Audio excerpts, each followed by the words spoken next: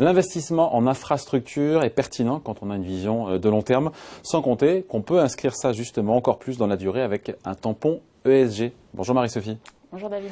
Alors, ça renvoie à une autre vidéo, à un autre ETF Invest, évidemment regardez-le, où on parlait justement de l'intérêt d'investir dans les infrastructures mondiales.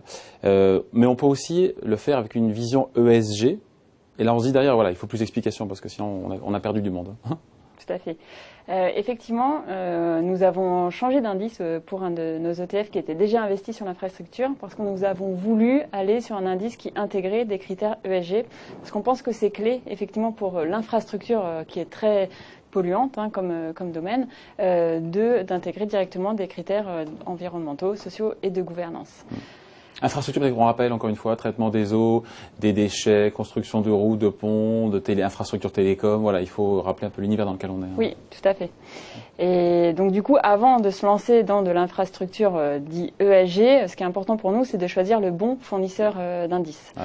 Du coup, alors c'est qui le bon fournisseur d'indices? Alors selon nous, notre choix s'est porté sur le fournisseur d'indices qui s'appelle ECPI. C'est un fournisseur d'indices italien que nous connaissons puisque nous avons déjà lancé avec ce fournisseur d'indices un ETF sur la thématique de l'économie circulaire. Et la spécificité de ce fournisseur d'indices, c'est que avant d'être fournisseur d'indices, c'était une équipe de recherche vraiment dédiée à toute la thématique ESG. Et leur objectif, c'est vraiment de transformer, on va dire, des thématiques durables en solutions d'investissement. Donc à la fois, on a le côté ESG qui est très développé, et de l'autre côté, c'est des solutions qui sont vraiment investissables pour nous, par exemple, sociétés de gestion. Et donc leur boulot, qu'on comprenne bien, leur boulot, c'est de quoi? C'est de faire qu'on connaisse ce filtre pour dire voilà, telle valeur, on va pas la garder parce qu'elle ne s'est pas suffisamment engagée pour être vertueuse en matière d'environnement, envers ses salariés, en matière de gouvernance. Tout à fait. Leur job initial, en fait, c'est vraiment de noter toutes les entreprises dans le domaine de l'infrastructure. Ils ont 15 ans d'expérience en la matière, donc ils sont assez solides dans leur analyse ESG. Et leur deuxième mission, vraiment fournisseur d'indices, c'est de construire un indice avec des règles strictes qui sont valides dans le temps. Voilà, avec un indice qui est mondial. Il faut expliquer qu'en fait, voilà, ils vont repérer, on est beaucoup de valeurs américaines, j'imagine. Oui, effectivement. Quand on regarde la composition de l'indice, c'est 40% environ d'actions américaines, puis beaucoup de pays aux alentours de 10%, comme la France, le Japon, le Canada ou encore l'Espagne. Et du coup, pour arriver à cette composition in fine, il y a vraiment un processus qui est mis en place par le fournisseur d'indices pour partir d'un univers de départ que je peux expliquer la méthodologie. Donc, combien de valeurs, on parlait combien de valeurs au départ? Alors, l'univers de départ, il est très très large puisqu'on parle de l'univers global des actions mondiales. Donc, du coup, c'est vraiment extrêmement... on est en centaines. On est même en milliers à ce stade-là. Après, la première étape de la méthodologie, c'est de définir dans cet univers quelles sont les actions qui sont exposées aux sous-thèmes de l'infrastructure. Donc, les sous-thèmes de l'infrastructure, je vais commencer par les plus prépondérant, donc c'est tout ce qui est communication, effectivement, donc les antennes, les câbles, les réseaux, et tout ce qui est énergie, donc production d'énergie et aussi transport d'énergie, énergie ou énergie bien sûr renouvelable.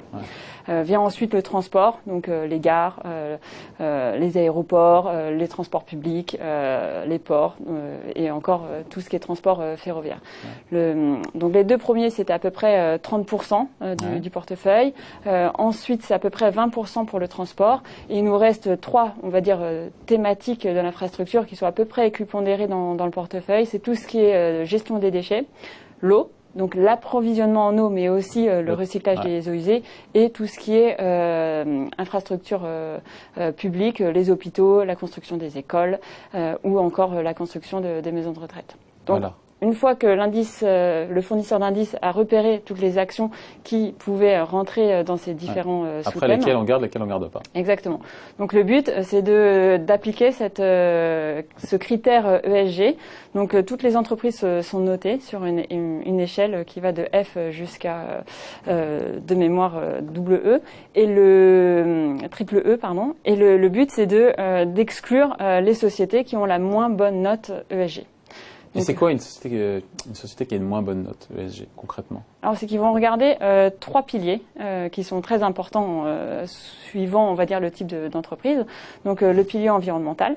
Donc regarder quelle est la politique environnementale de l'entreprise, la politique sociale et la politique de gouvernance. Et c'est vrai que Quelles sont les ambitions, c'est ça? Quels sont les objectifs? Qu'est-ce qui a été mis en place au niveau de l'entreprise finalement pour qu'est-ce qui est mis protéger. En place, ou quoi de face, ça juge le présent ou ça juge la trajectoire aussi à venir? C'est une combinaison des deux. C'est regarder qu'est-ce qui a été fait, mais aussi quelle est la politique, parce que si on s'arrête juste à ce qui a été fait, mais qu'on se tourne pas vers les objectifs de demain et qu'on n'a pas en continuité toujours cet objectif de mieux faire, ça n'a pas grand sens non plus. Donc effectivement, le but c'est d'exclure les sociétés qui ont la moins bonne note ESG. Et après, il y a encore un filtre qui est appliqué et un filtre qui est prépondérant, on va dire, sur l'environnement. Alors bien entendu, on enlève tous les producteurs s'il en restait, on va dire, à titre résiduel du pourcentage du chiffre d'affaires de l'entreprise sur tout ce qui est armes et tabac.